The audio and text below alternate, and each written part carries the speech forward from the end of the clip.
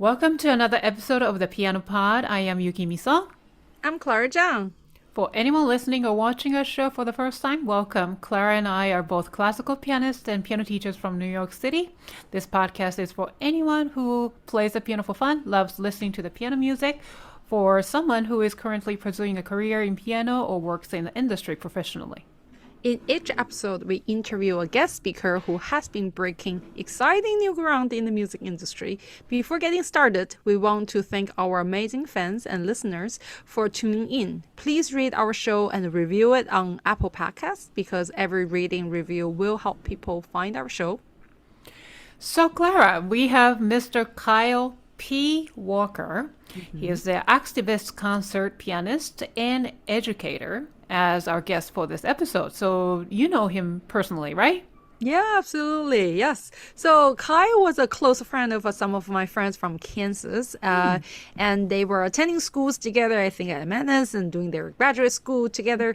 When I first opened my studio, not long after I opened the studio, and I was doing a lot of concert series, in the Sunday, and I brought them in to do a Clara Schumann, Robert Schumann trio. So I played the Clara Schumann with them, and Kyle was the pianist for the Robert Schumann, and it was a beautiful concert at Stanway, and it was just very inspiring. They were still in school, and they were just very grounded, and just such good musicians. And I've been following his career all this time, and recently I've been seeing him a lot in the community, and just awesome work he's been doing, especially being a strong advocate in social equality using the power of music.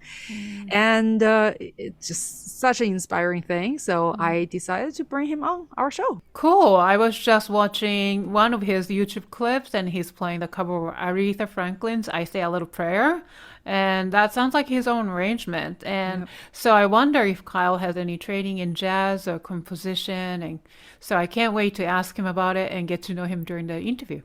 Yeah, that's true. Yeah, he is here. Well, let's get the show started. You are listening to the Piano Pod, where we talk to the brightest minds in the industry about how they are bringing the piano into the 21st century.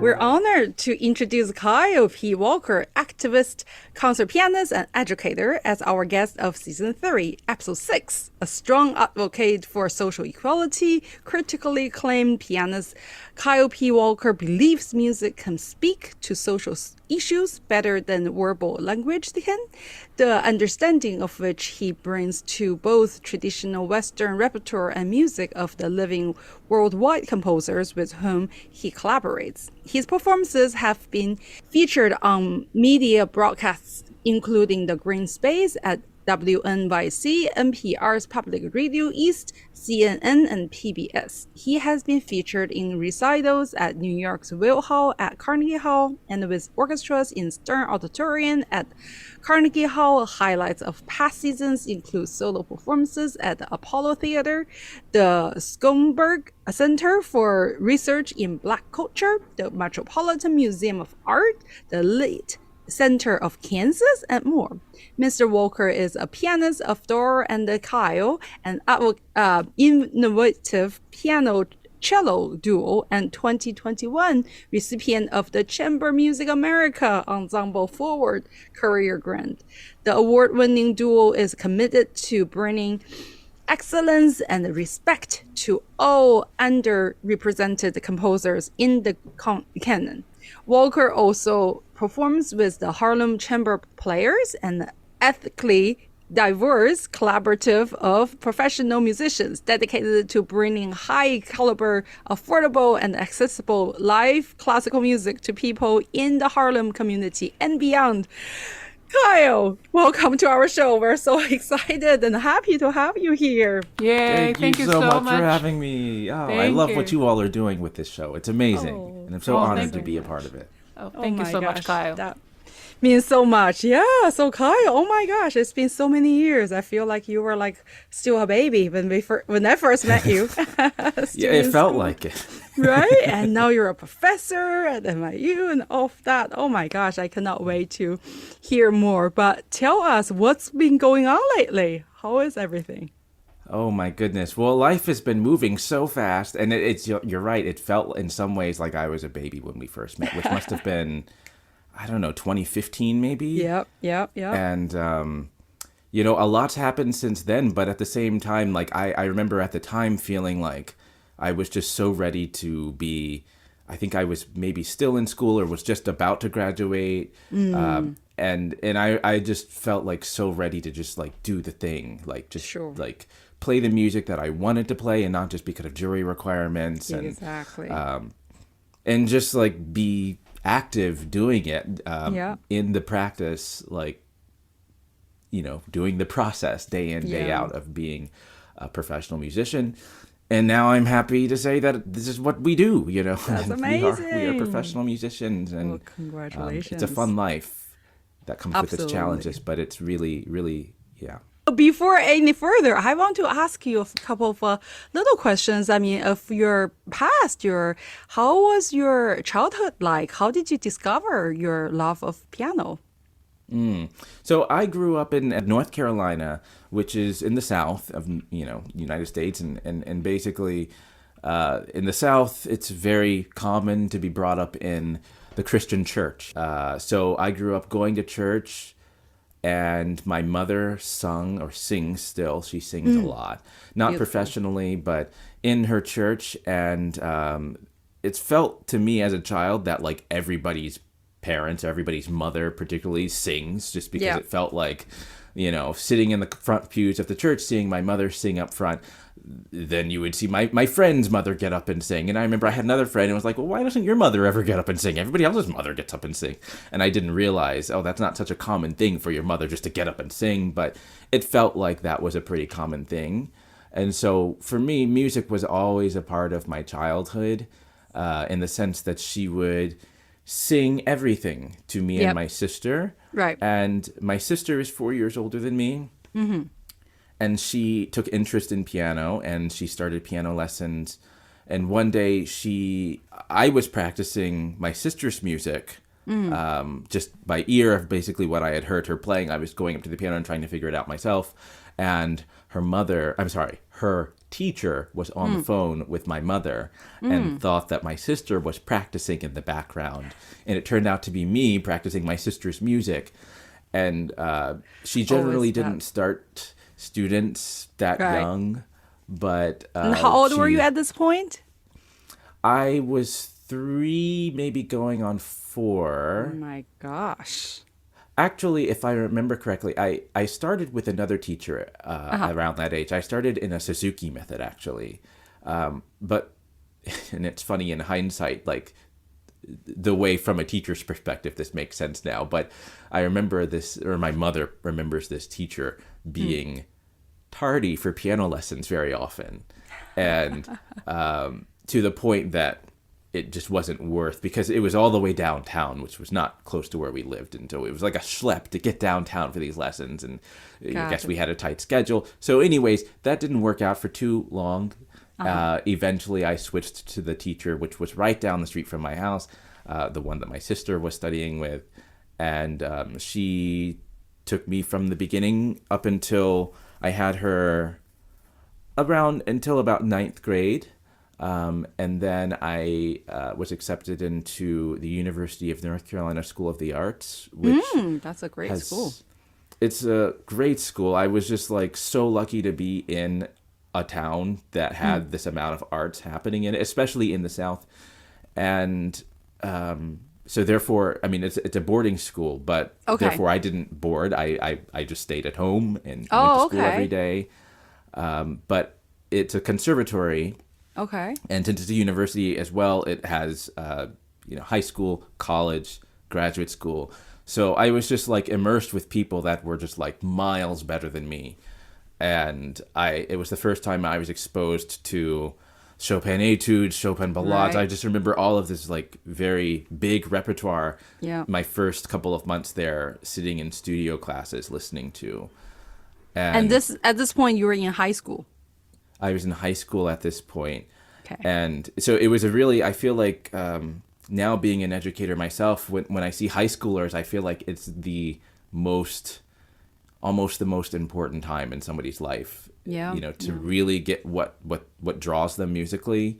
Yeah. And I just think like that time in my life was when I fell in love with the music that I can always fall back on, that I just like always can turn on and listen to and find enjoyment in, or sit down and play. So it was a really crucial time in my life. From there, I wasn't 100% sure that I wanted to be a professional musician. Because I just saw so many people that I felt like were better than me that auditioned for some of the best schools and didn't get in. And so I was like, well, I don't know how I'm going to fit into this, even though I still have a love for it. And so I was also interested in television, news, and writing. So I went to East Carolina University for my undergrad. And I did 2 majors, one in piano performance and one in broadcast journalism. You and Yukimi have some in common. Oh my gosh. Yes, I did broadcasting as well. Yeah, my undergrad. Really? Yeah. Oh my So goodness. I wanted to ask you. Yeah, so when I saw your bio, you were drawn to this journalism, and as you mentioned, you double majored, and you said those experiences really opened your eyes to the shocking lack of awareness that many people have surrounded not only the world issues, but the issues happening in the local community. That really struck to me. So can you tell us a little bit more about that and how you are connecting that journalist experience to probably that's affecting your, being a musician, correct? Absolutely. And I mean, it's one of those things where, before you're kind of through these 2 in a way, very different fields, music and journalism. Before you go through parts of them, you don't really realize how similar they actually are. But the way that every day I worked for about a year as a reporter in Eastern North Carolina. And every day I would meet different people and completely different stories, from very positive stories, heartwarming stories, to the very negative, like lowest point of a person's life sort of a story.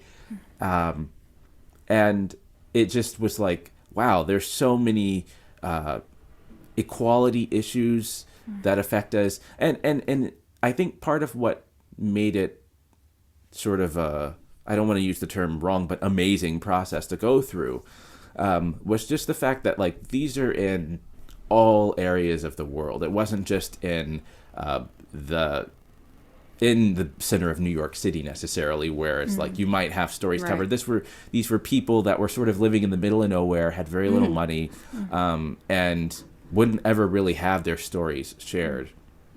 But once their stories were shared, it's like, okay, that was Tuesday, now it's Wednesday. Now it's the next morning meeting. What are you going to cover today? And you'd go to a completely different situation the next day that would have to do with nothing that you did the previous day. And I loved that aspect about it because it was like every day was different. And you never really knew what you were going to do, where you were going to go, who you were going to meet the next day. But at the same time, after just a few months doing that, I realized how it was like there are all these loose ends, and you meet these people, you share these stories, but then you as the reporter, it's not your job to follow through and make sure that this person has food on their table the next day if they're struggling or whatever it might be. And then they're kind of just forgotten. Their stories were shared and no more. There's some sensationalism that happens perhaps at the moment when the story comes out, and then it dies again. So, then we fast forward to a few years later, as I think was probably around the time I met you, Clara, where there were just bigger things in our society happening that felt like it was affecting not just small communities, but like everybody in the nation was feeling these things. Sure. And I felt like as a musician, we have a really, pun intended, we have a really loud microphone that we can use, that we can speak through. And something that is accessible to everybody, and something that also is relatively inoffensive to people. I think oftentimes when we use our words and we're talking about maybe political issues or issues that shouldn't be political, but they've been politicized. Right. It can be very divisive. But everybody loves music. And Yeah.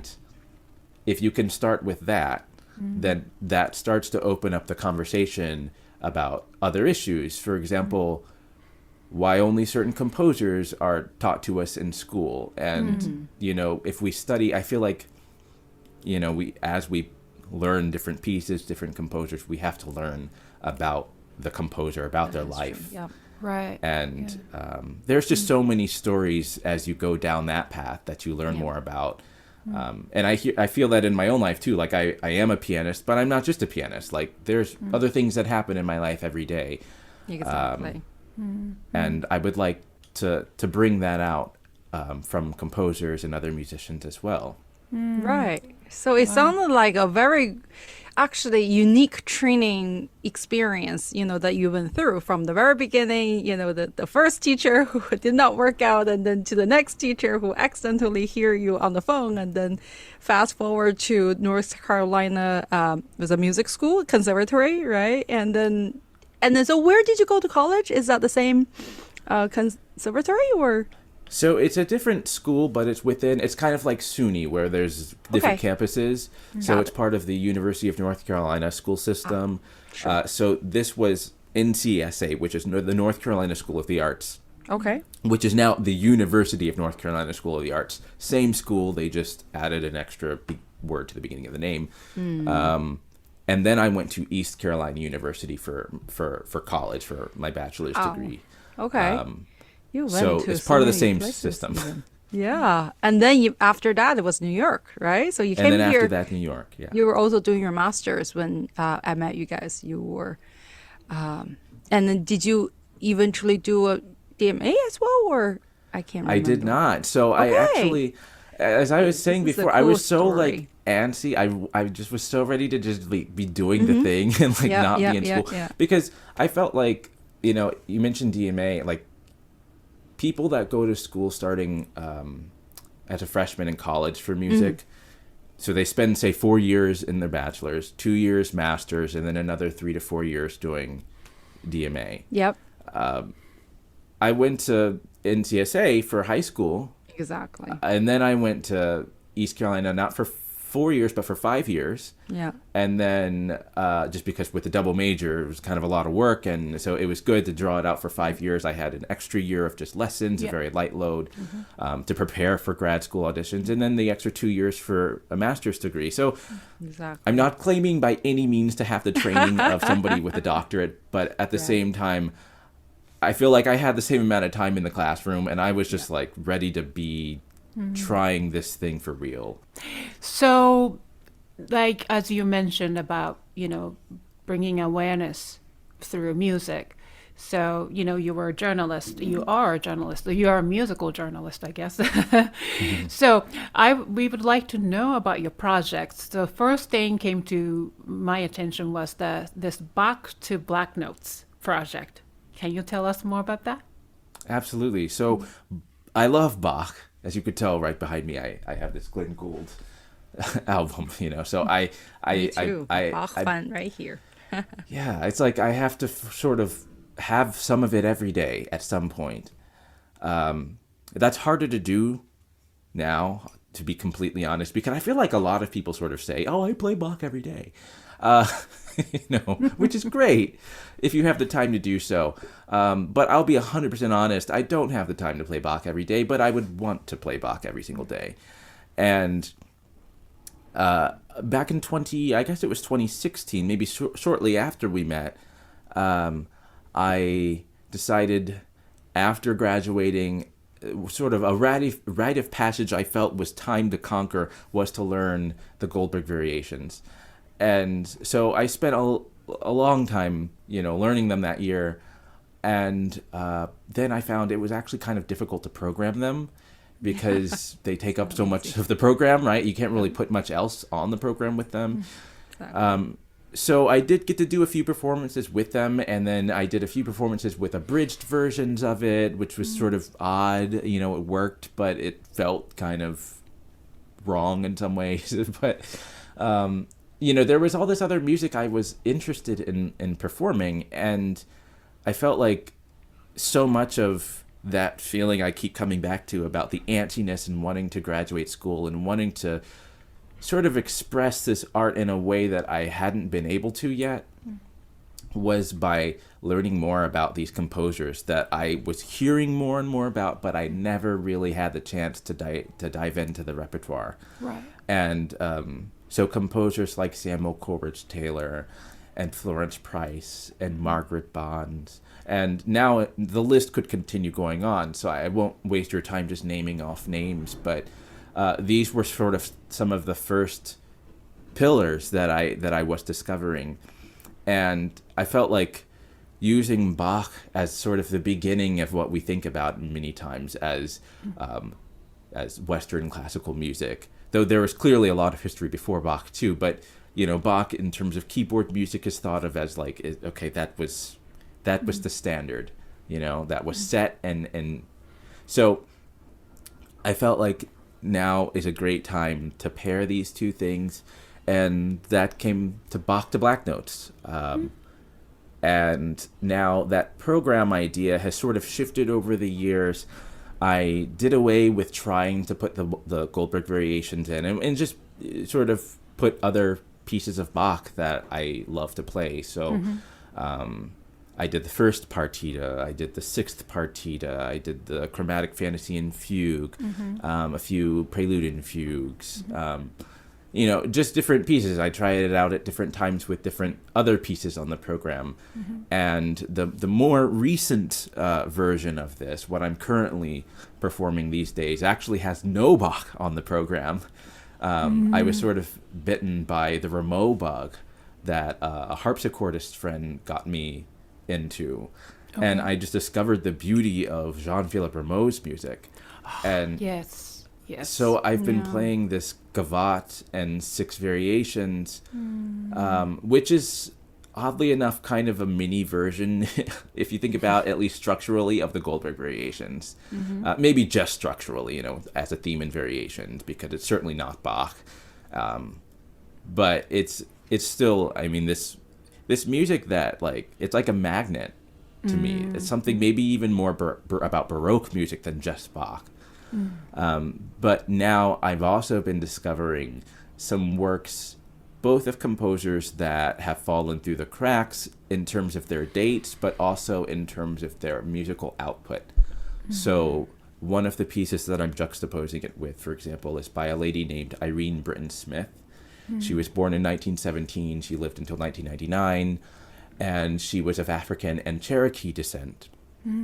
She lived in Chicago and was a very, very good composer who I have really only heard like one piece of hers out there on the YouTube recording database.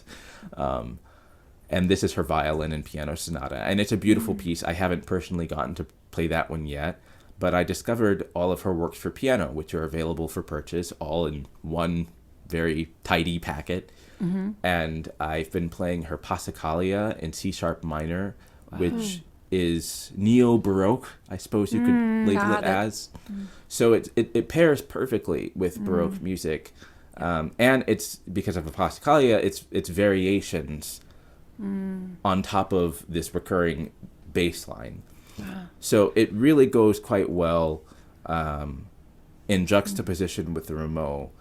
And yet it also possesses maybe some like Rachmaninoff-esque type of romanticism within it, because it is relatively modern, and it's using the piano, not the harpsichord. So she's like full use of pedal and huge octaves, and it's a really powerful piece. But these days, like, we are so encouraged to really do the inclusive, repertoire. And I think it was a gradual process, but more so around the time of maybe during the COVID, of course, and, all these even during the COVID, so many things, racial issues, and were brought up in much bigger way. So, and I'm so happy to hear your program, and it sounds so exciting. And actually, this morning I was listening to a few recordings of yours, like on YouTube.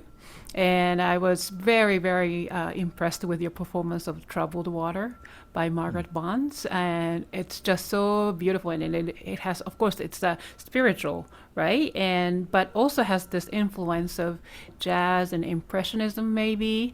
So can you tell us a little bit about that Troubled Water, the piece, and also composer, and what you think about that piece? Oh, yeah. So Troubled Water has become like a staple of my repertoire for multiple reasons. One being it's great music and it's really fun to play, like physically very fun to play, I would say.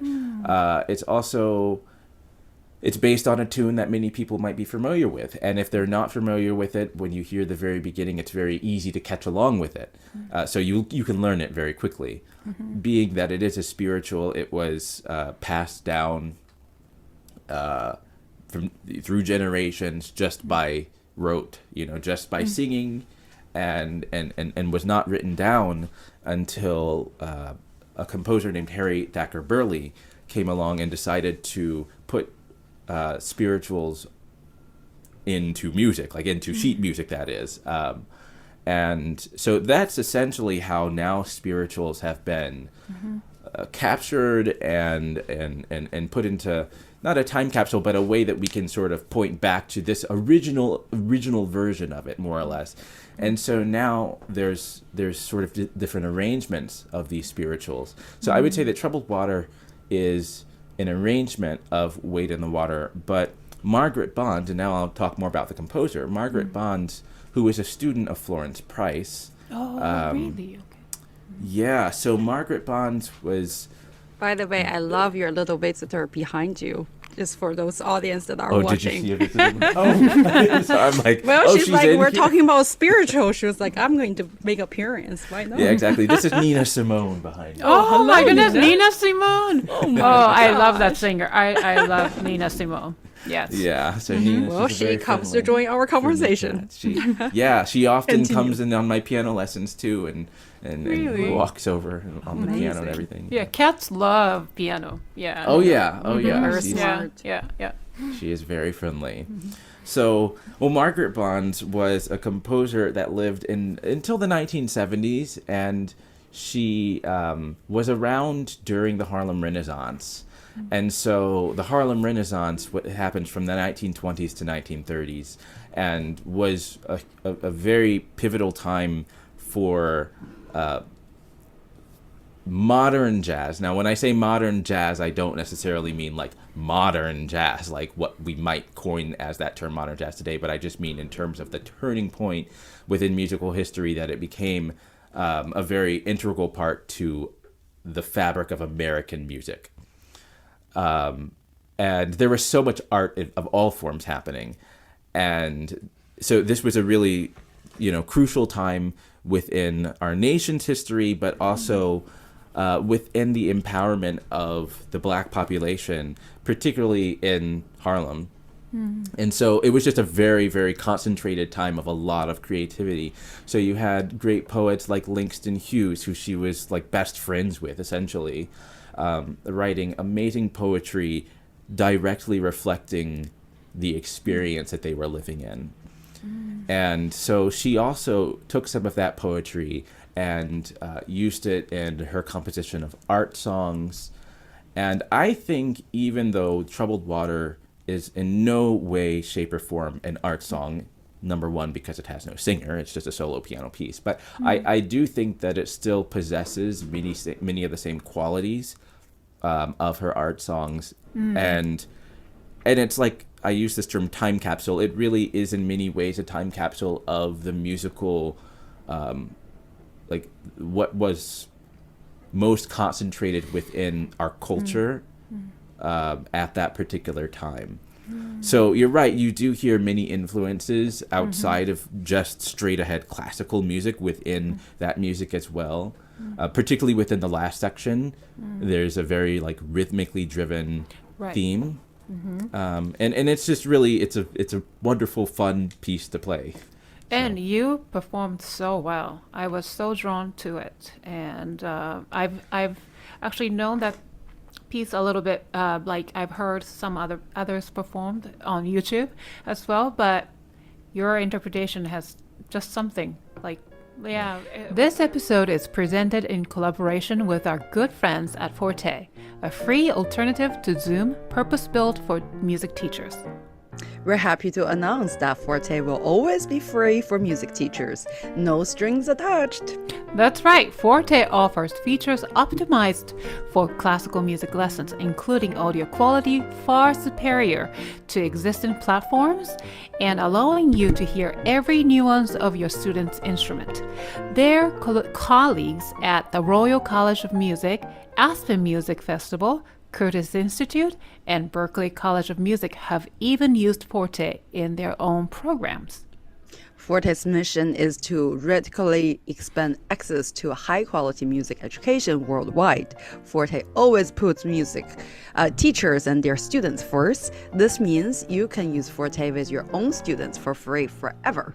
And Forte will soon introduce paid features allowing you to connect with new students around the world. Sign up for free today at fortelessons.com. That is fortelessons.com, or click the link in the description. Let's continue with the episode. Another project or another thing that you're participating is the Dream Unfinished. It's an activist orchestra that supports New York City-based civil rights and community organization through concerts and presentations. Can you tell us about this organization, this activist orchestra? It sounds so amazing, and how this orchestra is impacting the community. Because to me, privilege is not just about a certain position. I mean, it's not just about the wealth. To me, it's the accessibility. That's the number one thing. Accessibility of information, just the information that you are dying to get. I wish I knew this before, that sort of thing. So bringing this wonderful music of, from Bach to, the composers of contemporary, it's to, I don't know, I think it's so incredible that this organization is doing so. Yeah, it's really taken on a community in and of itself, I think, which is one of the most amazing things to see happen with it. So this also was coming together all in mid 2015. Our first early. concert. Wow. Yeah, our first concert was in the summer of 2015, and it was 1 year to the day, I believe, of the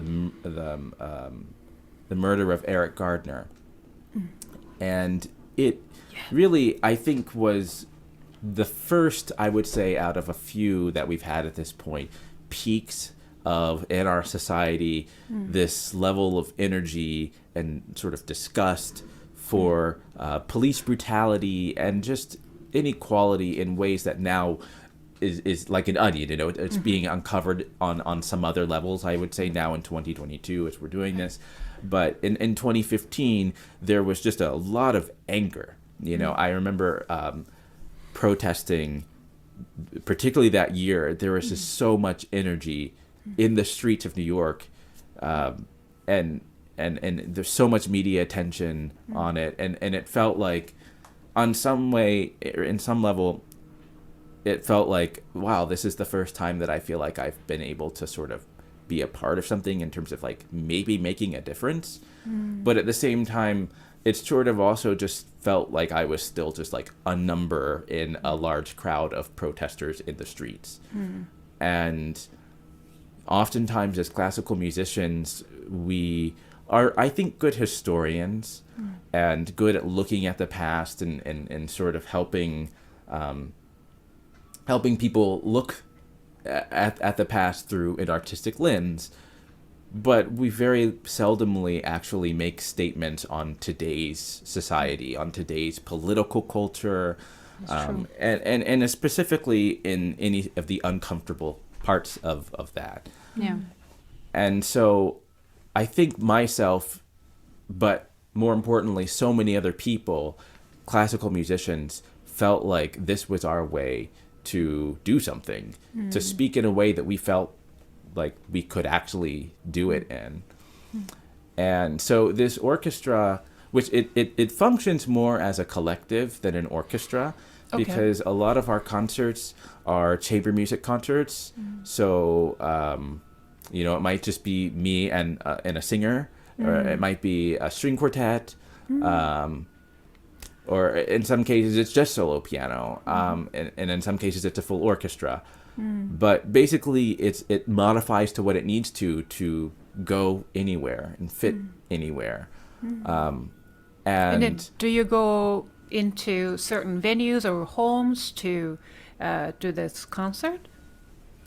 They're mostly venues, indoor and outdoor venues. Wow. So oftentimes these are like in just community spaces. So for example, last month for I want to make sure I say it correctly, the kickoff of voter registration. So it was called Voter Registration Day. We did an outdoor event in Union Square, which was, just it's an open space. So it's not any sort of super formal setup. Right. But it's a way to really, really be on the streets, engaging with the community and bringing music that the majority of people have never heard before, and raising awareness about, in this case, registering people to vote so that we can actually make the changes that we want to see. Well, I'm curious, so did you bring a keyboard or something for you, or? Yeah. Okay. And what sort of repertoire did you play? Tell us. So this particular one, I actually played Troubled Waters on that one. Oh, yay! That's so Yeah, and I collaborated with an amazing soprano who is Cassandra Douglas, a great friend of mine, and she performed pieces by Undine Smith Moore, who is another really prolific composer, especially in the art song field. We did a few songs by Florence Price. One that's called Monologue for the Working Class, which is using the poetry of Langston Hughes, as well as what I was saying before, which is that Margaret Bonds' music tends to use a lot of that as well. But it's the words really speak very directly to the community. It reminds me of another song that we often program, I Too Sing America, which is another poem by Langston Hughes.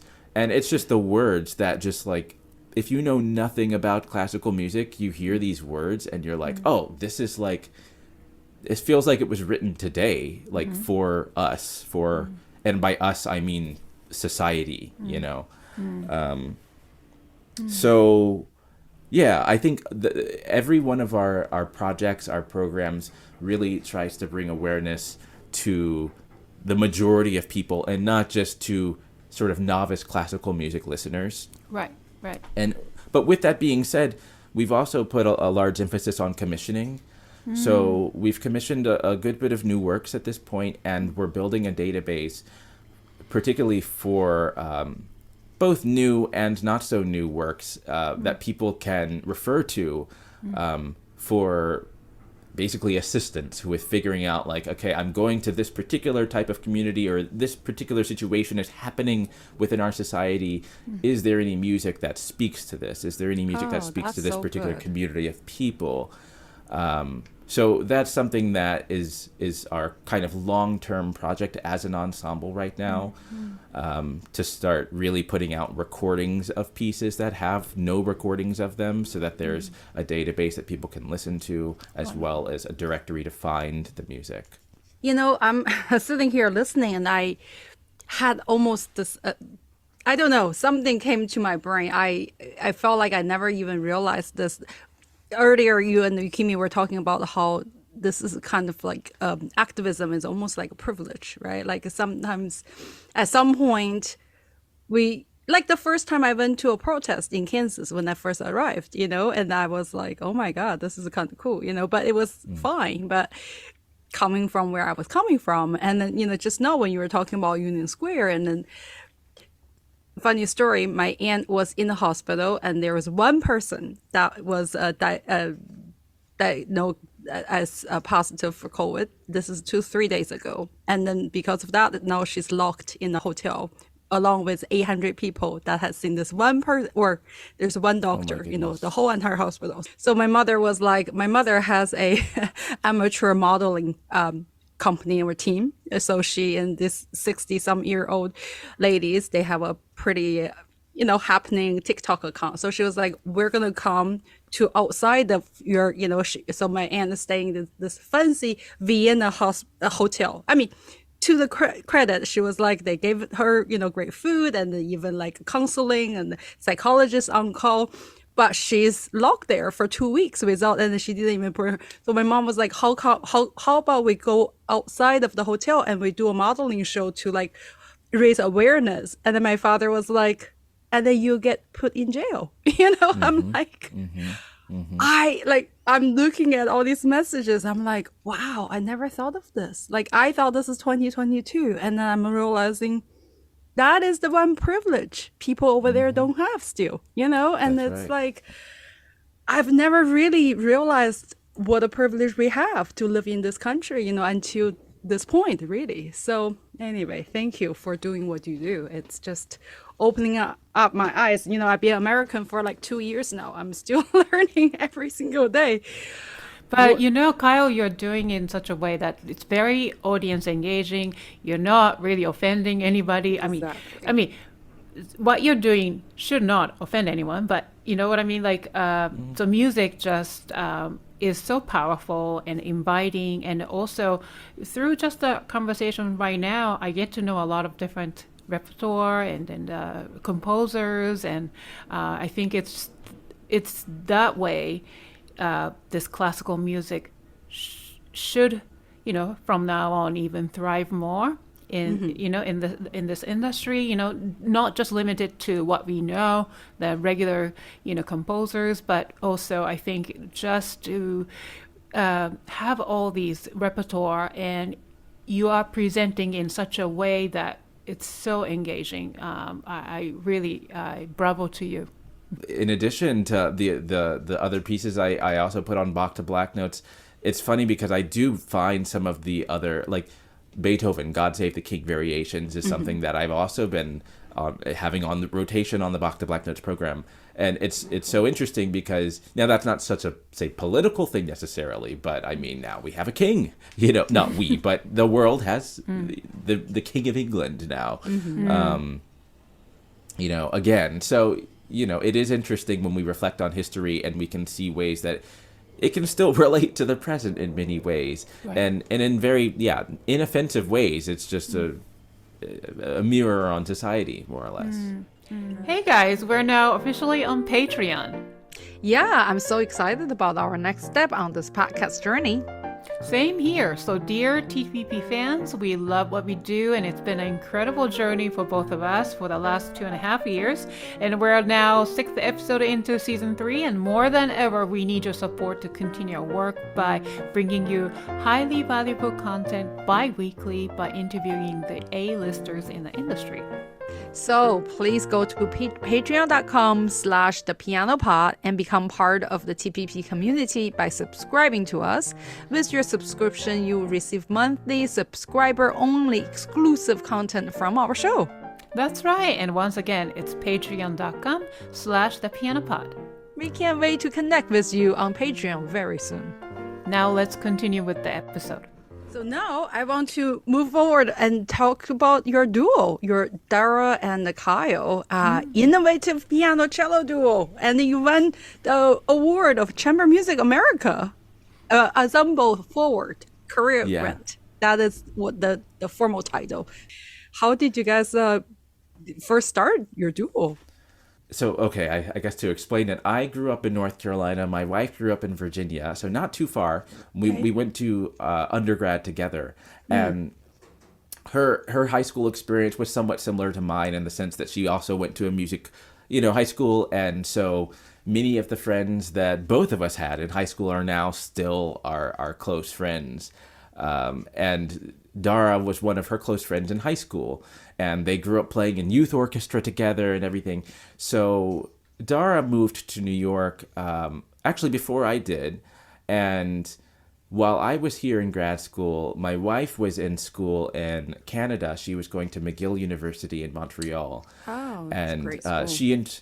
she introduced Dara and I, and the three of us played some music together, trios together, and things like that. And then Dara and I continued playing some duos. And just over the years, we've just been playing, sonatas together and things like that. And in I want to say it was, I actually don't even know right now as I'm saying out loud whether it was right before the pandemic or right when the pandemic or somewhere within 2019, 2020. Got it. We decided, let's try to formalize this duo because, I think part of the thing for people that are in school that is so valuable about being in school is that you work on chamber music or at least I did, for an extended amount of time. You might work on one piece for an entire semester. You might even work on just a movement for, half or 3/4 of the semester.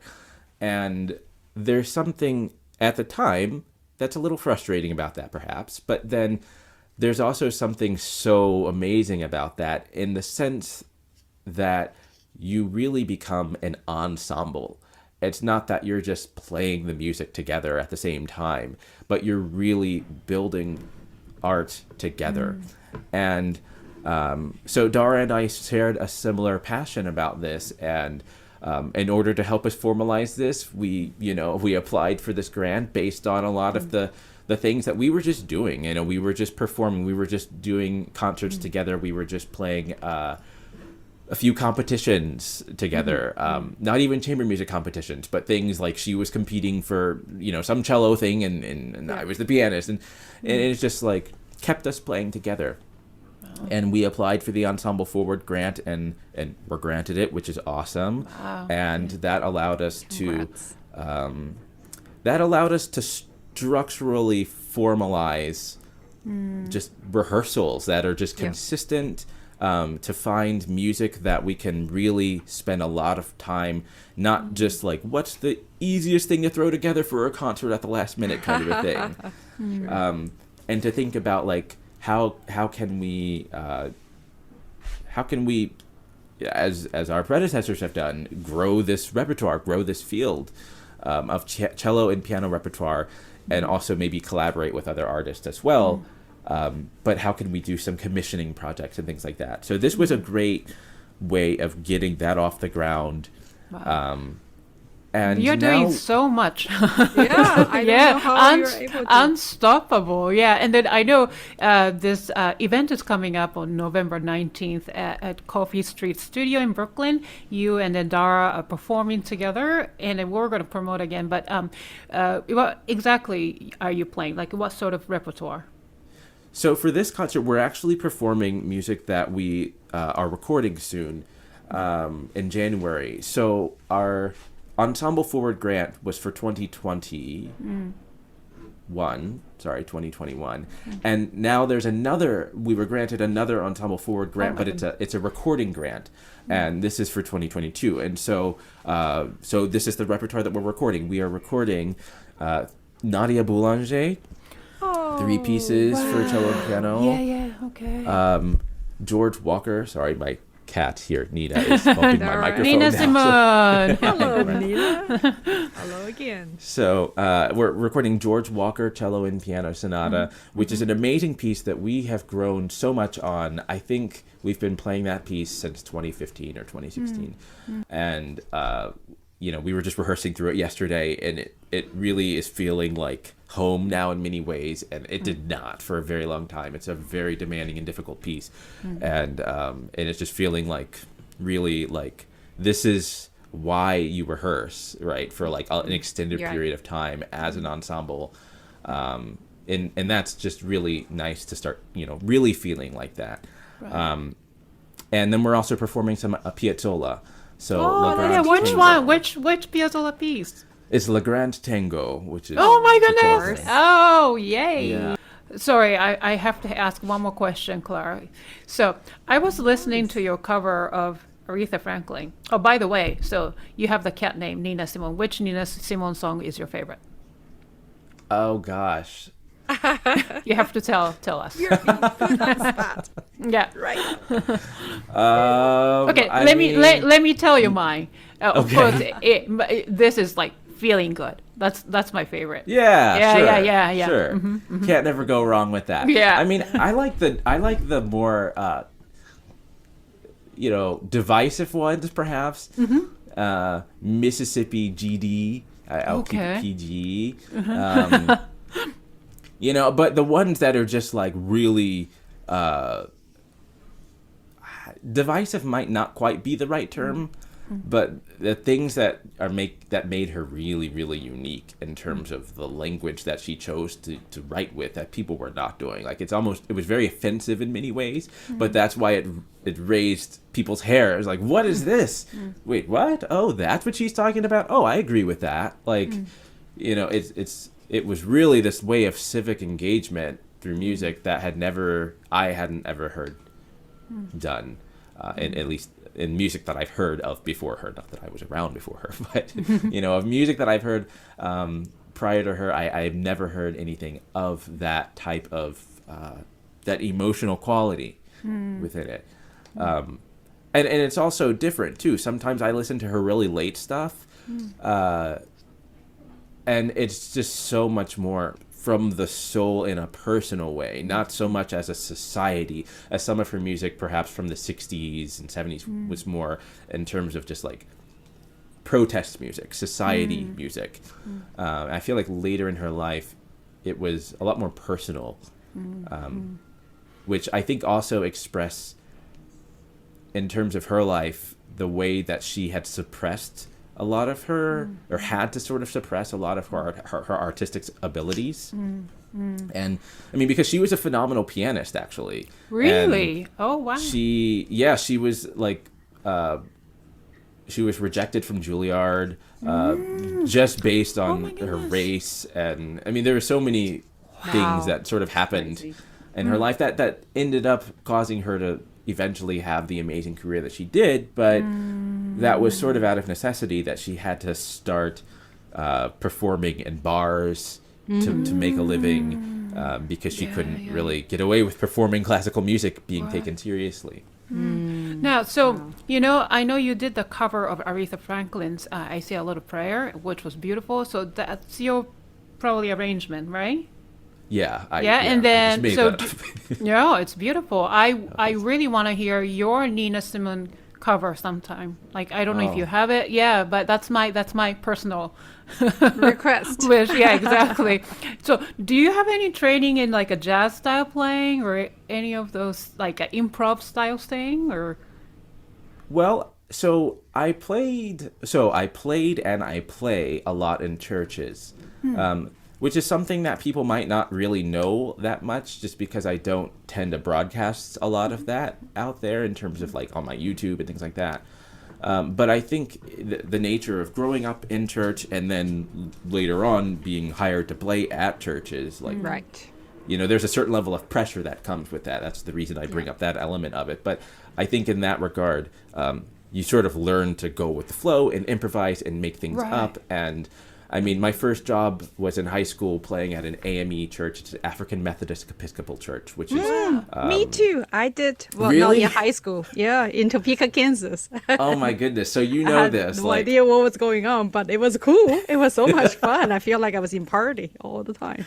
Right? It's like you have no idea. That's a great way to describe it. It's like, I have no idea what's happening, but I know I have to play right now. Exactly. Let's go. So, yeah, somebody might stand up and just start singing a tune that they know and everybody else in the room knows, and you're like, I might know this, but I'm not really sure that I know. But you got to figure out, okay, what key are they singing in? Let me just join in and support them. And so that was a huge growing point for me that happened in high school. And I think just starting in college and I mean way beyond, I've always been open to just doing projects that aren't right straight ahead down my comfort level. And so I mean, for example, tomorrow I'm meeting with a singer to help her with an arrangement. I guess I'm arranging something for her for a wedding that she's singing in. But it's I should probably know the song off the top of my head. I have to go and do some work on it later. But it's it's some French popular song of some sort. I don't know what it is until I have a look at the text message again and know what it is. But those are the things that it's like I could just say I don't do that. That's not my that field of expertise. But we have to give ourselves credit. Like we've played a lot of music, all of us musicians, and it has left an imprint on who we are as people and our personalities as musicians. And so we can repackage that and share it, and somebody else can be so inspired by that. Right. For the betterment of art. And now you are a faculty member at NYU, and you can actually, I think, have such influence on your students. And I also know you are part of or are you just collaborating with the Harlem Chamber players? I have some friends who have played with them, and I have a great respect for them. And can you tell us a little bit more of this, your collaboration there? Yeah, so the Harlem Chamber Players is, as you say, made up of quite a lot of musicians, actually.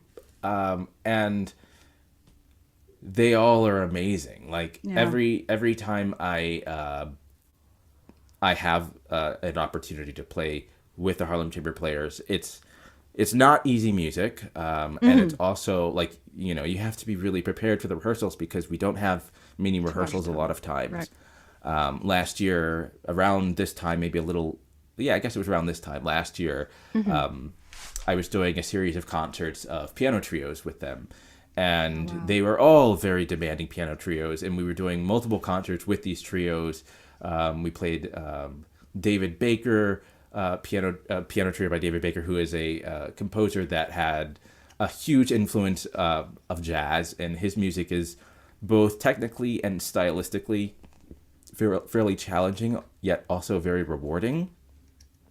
We were also playing a flute trio by Undine Smith Moore, who is a composer I think I mentioned a little earlier, but she primarily wrote vocal music, and these were based on spirituals, and they weren't maybe the most technically demanding, but stylistically, it's like when you play spirituals, there's sort of two different ways that one could approach it. One would be out of, say, the church, which is like a very from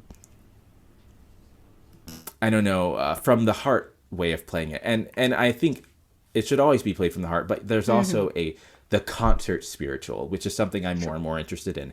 I would describe the Troubled Waters, what we were talking about earlier, as an example of like a concert spiritual. So it is a spiritual, but it's also very technically demanding. And that's how this Undine Smith Moore flute trio was. And then we also did the Ravel piano trio.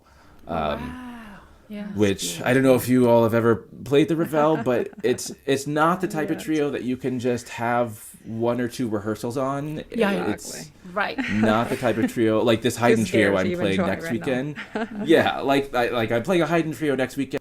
You could learn it in a few days. Like it's not that hard, right? But the Ravel, it's like no, you have to really, you've got to have that learned well in advance.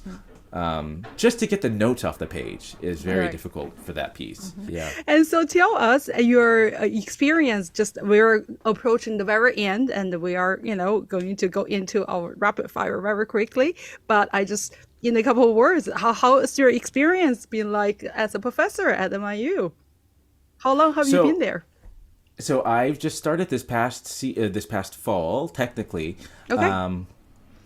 Go NYU. It's my it's alma such mater. Right. Yeah.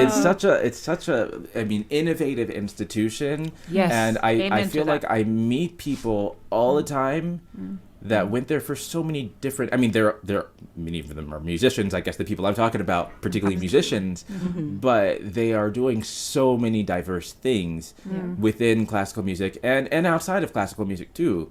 That it's such a sort of place to be able to workshop ideas. And so that in of itself is like it's a two-way street, I think, where it's not only this like, how do I now start to look at the past of what I've been taught, and I'm as you mentioned, I'm still learning. Like I'm totally a student, and so when I think about being an educator, particularly on a higher education level, it's very easy to start thinking about, like, or not even to think about, but to feel, I think what we all feel at times, which is imposter syndrome, and feel like, well, how am I a professor? Like, how am I going to teach people? But, you know, if there's anything with New York, with NYU, with that particular part of town, I think as well, that we can learn is that it's a two-way street. You learn, they learn. It's just this constantly flowing thing. It's more or less a conversation than it is a sort of lecture type of a role. It's very exciting that NYU have you as a faculty member. So before we go, any advice for young piano students or young artists who are just about to take off their career? Oh yeah, sure. So I think a big thing, particularly for students in the Northeast, that being New York and Boston, and this applies to everywhere, actually, not even just the Northeast, but I think maybe it's a little bit more prominent in the Northeast. But don't feel like we have to just play concerts, like recitals. These are things that are really rewarding, and they require a lot of work and a lot of you feel yourself preparing, and it's like you run a marathon. So that's, I think, important to fulfill maybe the sense that of yourself growing as a musician, but also in terms of growing, like there are so many really tangible opportunities that are around us all the time, and people need pianists. Like pianists, we are so fortunate. Like we just have so many more opportunities than a lot of other instrumentalists do, and singers in that way. I mean, singers need pianists, right? And there's always been this sort of, I don't know if stigma is quite the right word. That might be too negative of a word, but there's definitely a very clear differentiation within school between the pianists that focus on solo music, concertos, solo recitals, and maybe they dabble in chamber music is kind of the way it felt, and then there's the collaborative pianist, the accompanist, and I don't think it should at all be this way. Now, I guess if somebody knows that they want to particularly perform concertos, that is what their goal, their mission is to do. I'm not saying they don't do that, but sure.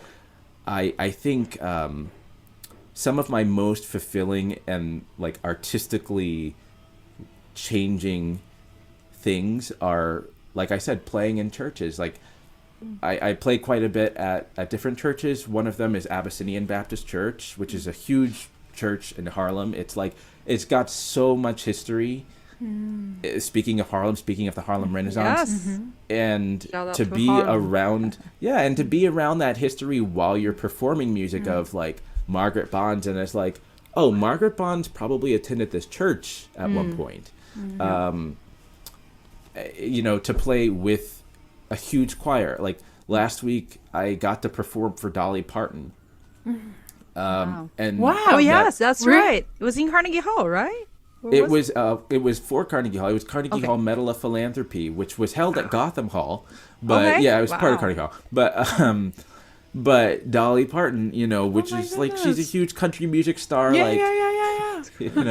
And wow. But like that's something that I did because I was playing with a church, and then it's like, wow. It's really fun too. It's like, to perform, like I get to perform with a drummer and with a bassist and like all this stuff. So just, I guess my main piece of advice is don't feel like you have to stick on this one path. Right. Amen to that. Yeah. Absolutely. That it's just like there are so many opportunities out there, and they can shape us, and we can still do what we want to do. Like I can still focus on playing solo recitals, or I can still focus on my duo, Dara and Yeah. Kyle, or I can still focus on this ensemble, the Dream Unfinished, or And then like, you it's can possible make to do these things. Then you can make your own opportunity, right? Instead of waiting for the Exactly. opportunities to come. Yeah. Yeah. All right. Are we ready? Remember, short Okay. answers. I'm going to I'll try. start. Okay. I'll try. Just don't think. Ask Nina to help.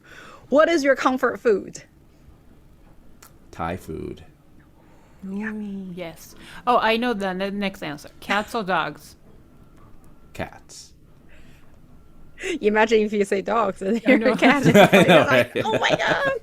No, I grew up with a dog. I do love dogs. I have nothing wrong with dogs. It's just they require way more work than cats. And if you're, when you're traveling and stuff, like I can't, You're you right. know, 'cause, Exactly. I travel. So Nina, she can take care of herself. She is independent. What is your one word or words to live by? I would say just always have a sense of gratitude for everything. Great. Absolutely. So, what is the most important quality you look for in other people? I guess when I hear just honesty in all ways that means, honesty both in the voice and text of speech, whatever you want to call it, but also within the music that people play and share and like. And the next question might be a little harder, but no, don't think hard. What is the worst quality in people you want to stay away from?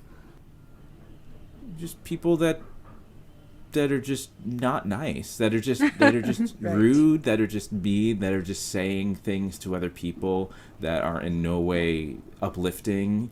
That's a horrible quality to have. Like, Of there's course. nothing good that's adding to the world. Well, we're going to go on to the second to the last question. Name one piece in your current playlist. Oh, That that's should great. be the Yeah. easy one. Yeah. I was just this morning. I discovered a new album by Jacob Collier called Piano Ballads, which is right. like Beautiful. it's amazing. It's like so Yeah. good. Gotta It's go like check it out.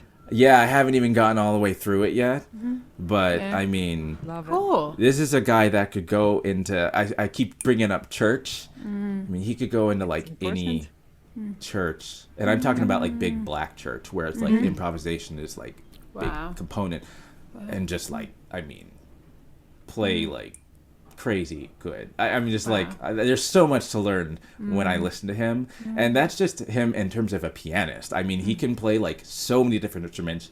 He sings, he does all of these other things, but just as a pianist, he's like so inspiring to listen to, and it just makes me want to sit down at the piano and just like create, because I'm like, oh, he's just sitting down at the piano and just creating, and he's just getting amazing sound. But Wow. of course, it's like you sit down at the piano and it's like it's a little harder than that. So just like his mind, the way he can think about theory in real time Wow. is Yeah. insane. We all want to have that ability, right? Okay, so last question. Music is blank. Fill in the blank. It's funny because my first thought is a super cliche. Music is love, but I don't actually feel that way. I mean, I do feel that way, but I feel like I'm just saying that to feel like, oh, that sounds good as a slogan. Music I think is for everybody, and music is present in everything we do, and it's present in almost everybody. Right? I mean, it's just like it's this connective tissue in society that both within brings us. people together, but also it provides a sanctuary when you're by yourself. So Wonderful. Beautiful. It's- yeah. Beautifully said.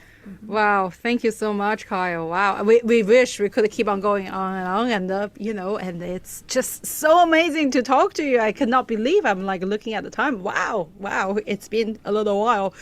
So thank you so much, and that concludes this episode of the Piano Pod. Thank you, Kyle, for joining us today and sharing your stories, your insights, expertise. And you can find more information about him and his website at the Kyle Walker piano.com. We want to encourage our audience to check out his events on his website. All the links are listed in the description. Thank you to our wonderful audience and fans for tuning in today. And if you enjoyed today's episode, please rate and review it on whatever podcasting platform you use. If you're watching us on YouTube, remember to hit the thumbs up button and be sure to subscribe to our channel. You can also find us on Facebook, Twitter, Instagram, LinkedIn, and the links are in the description below. If you are interested in being the guest or recommending someone to be on our show as a guest, or if you'd like to sponsor, collaborate with us, shoot us an email at thepianopodnyc@gmail.com or send us a DM via social media. We will see you for the next episode of the Piano Pod. Thank you so much again, Mikhail. Thank you, for joining our Kyle. show. Thank you so much. Bye, everyone. Thank you so much.